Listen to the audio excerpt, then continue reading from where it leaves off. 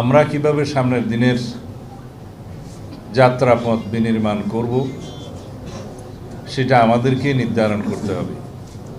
এটা নির্ধারণ করে দিয়েছে জুলাই গণঅভ্যুত্থানের শহীদরা। বাংলাদেশের গতিপথ, বাংলাদেশের মানুষের জীবন কিভাবে নির্বাহ হবে, বাংলাদেশের মানুষের আইনের শাসন কিভাবে নিশ্চিত হবে, সেটা এই দেশের মানুষরাই ঠিক করবে, বাইরের কোনো শক্তি নয়। এদেশের গণতান্ত্রিক শক্তিসমূহের মধ্যে আলোচনা হবে, বিভেদ হবে, দ্বিমত হবে, এটাই গণতন্ত্র।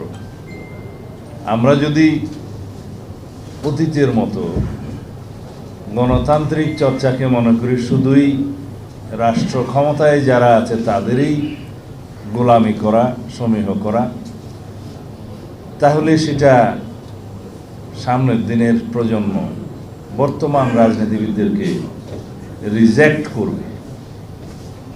আমাদের সামনে যাওয়ার একটাই পথ যে আমরা আলোচনা করব, দ্বিমত পোষণ করব, বহুমত পোষণ করব, সিদ্ধান্ত নেব বাংলাদেশের মানুষের পক্ষে। আমরা সকল রাজনৈতিক পক্ষই পরাজিত হব, শুধুমাত্র জিতবে বাংলাদেশের মানুষ। বাংলাদেশের মানুষকেই জিততে দিতে হবে এবং আমাদের সবাইকে সেই জায়গায় পরাজিত হতে হবে। এটা আমার কথা নয়, এটা দক্ষিণ আফ্রিকার অবিসংবাদিত নেতা নেলসন ম্যান্ডেলার কথা। Late the people win. এখন আমরা সেই জায়গায় এসে দাঁড়িয়েছি। আজকের দিনে প্রশ্ন হচ্ছে যে আমরা সামনের দিনে কি কি সংস্কার চাই, কিভাবে নির্বাচন চাই, কখন নির্বাচন চাই ইত্যাদি। প্রশ্ন হচ্ছে এই সরকারের সফলতা, ব্যর্থতা, সিদ্ধান্ত। এখন তো জীবাণুদের থেকে বাঁচালে সারাদিনকে বাঁচাবে ডেটল বাঁচাবে। ডেটল দেয় জীবাণুর বিরুদ্ধে 12 ঘন্টার সুরক্ষা বলয়। সুরক্ষার বিশ্বাস থাকুক দিনভর। এবং সিদ্ধান্তহীনতা, এগুলো এখনকার প্রশ্ন।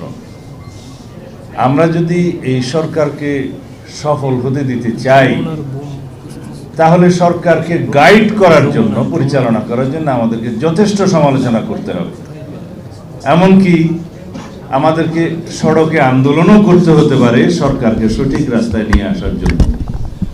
সরকার মাত্রই সিদ্ধান্তের মধ্যে ভুল করতে পারে, সেটা সকল সরকারের ক্ষেত্রেই প্রযোজ্য। এখন ইন্টারিম গভর্নমেন্ট যে সকল সিদ্ধান্ত নির্ভুলভাবে নেবে, এটা তো সঠিক নয়। ভুল তাদেরও হতে পারে, কিন্তু সেটা সঠিকভাবে পরিচালনা করার দায়িত্ব এদেশের সাংবাদিক সমাজের যেমন আছে, রাজনৈতিক গণতান্ত্রিক শক্তিগুলোরও, সামাজিক শক্তিগুলোরও তেমন ভূমিকা আছে। সেই জায়গা থেকেই আমরা এখন আমাদের দলের পক্ষ থেকে চিন্তা করছি যে সরকারের কিছু ভুল শুধরিয়ে সঠিক রাস্তায় এনে গণতান্ত্রিক রাস্তা বিনির্মাণের জন্য এবং একটি নির্বাচিত রাজনৈতিক সরকারের পথ পরিষ্কার করার জন্য খুব দ্রুত আমরা কিছু পদক্ষেপ নেব। সেটাকে আপনারা সরকার আন্দোলনও বলতে পারেন, সমালোচনাও বলতে পারেন। অবশ্য মাননীয় প্রধান উপদেষ্টা মাঝে মধ্যেই বলেন যে আমরা বেশি বেশি করে যেন সমালোচনা করি, সরকার সঠিক পথে থাকে। এই সরকারের একটি সঠিক গুণ আছে, তা হচ্ছে সরকার মাঝে মধ্যে ভুল সিদ্ধান্ত নিলেও সমালোচনার মুখে সেই ভুলগুলো শুধরায়, গু ধরে বসে থাকে না। এবং সরকার যখন ভুল শুধরায় তখনই মনে করতে হবে এই সরকার জনগণের সরকার। সেই জন্য আমি আজকে এখানে কিছু কথা বলতে চাই। সেই কথাগুলো হচ্ছে, নির্বাচন যদি বিলম্বিত হয়, সেই সময়গুলো আপনারা কেন বিলম্বিত করবেন সেই যৌক্তিকতা জনগণের সামনে তুলে ধরতে হবে। ইতিমধ্যে 6 মাস পার হয়েছে। সংস্কার কমিশনগুলো রিপোর্ট প্রদান করেছে সরকারের কাছে। সেই রিপোর্টের উপর ভিত্তি করে রাজনৈতিক দলগুলোর সাথে, সামাজিক শক্তিগুলো এবং বিশেষজ্ঞদের সাথে কথা বলার কথা। রিপোর্ট প্রদানের পরে প্রায় 14 দিন 15 দিন পার হয়ে গেছে, সেই উদ্যোগ অবশ্য এখনো দেখা যায়নি। আমি আশা করি খুব শীঘ্রই আপনারা যেই সমস্ত বিষয়গুলো রাজনৈতিক দল এবং বিশেষজ্ঞজন এবং সামাজিক শক্তিসমূহ ঐক্যমত পোষণ করতে পারে সেগুলো আগে চিহ্নিত করুন সংস্কারের মধ্যে। সংস্কার কমিশন রিপোর্টগুলো অত্যন্ত সুন্দর, বুঝলাম, কিন্তু সকল বিষয়গুলো কি ওখানে এসছে? অবশ্যই না। আবার কিছু বিষয় কি অতিরিক্ত এসছে? অবশ্যই হ্যাঁ। আর কিছু বিষয় কি এসছে এরকম যেগুলো বাস্তবায়ন করা যাবে না, ইউটোপিয়ান আইডিয়াস, এবং যে সমস্ত বিষয়গুলো এসছে যে বাংলাদেশের রাজনৈতিক কালচারে এবং সামাজিক কালচারে যায় না, সেই বিষয়গুলো আমাদেরকে চিন্তা করতে হবে। কারণ যারা আপনারা সংস্কার কমিশনে বসছেন, আপনারাও ইনসান, মানুষ। আপনাদের যে সঠিক সকল বক্তব্য এবং রিকমেন্ডেশন 100% সঠিক হবে এমন কোনো নিশ্চয়তা অবশ্যই নাই। সেই জন্যই আলোচনা।